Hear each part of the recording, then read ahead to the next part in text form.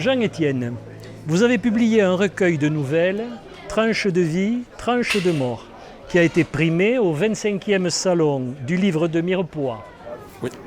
Les 16 histoires sombres et parfois même très macabres vous ont été inspirées par les tableaux d'Edward Hopper, peintre réaliste américain du XXe siècle. Alors, Jean-Étienne, éclairez-nous.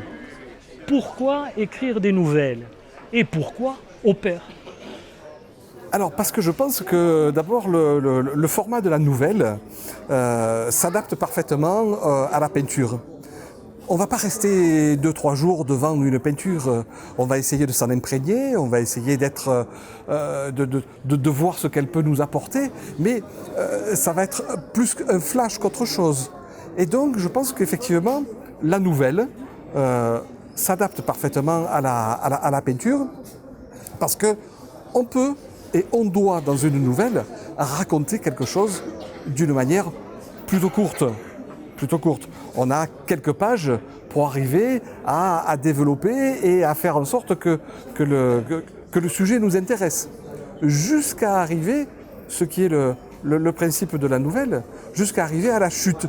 Et cette chute qui est effectivement importante et qui nous laisse, quand on regarde un tableau, qui laisse toute notre imagination à l'affût, je veux dire, pour arriver à chercher et à trouver ce qui pourrait nous émerveiller dans la chose, ou nous surprendre, ou peut-être même, quelquefois, nous faire peur. Et de ce point de vue-là, Edward Hopper est quand même un peintre, d'abord réaliste, ce qui est assez intéressant, qui a une technique assez particulière, parce que on peut remarquer quelquefois effectivement que ces perspectives sont pas toujours, sont peut-être un peu aléatoires.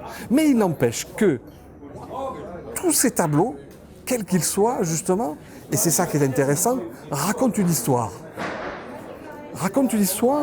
Mais racontent une histoire spéciale, spécifique de l'Amérique. Et cette Amérique qu'on peut aimer, mais c'est une Amérique un peu de la dépression. Et de ce point de vue-là,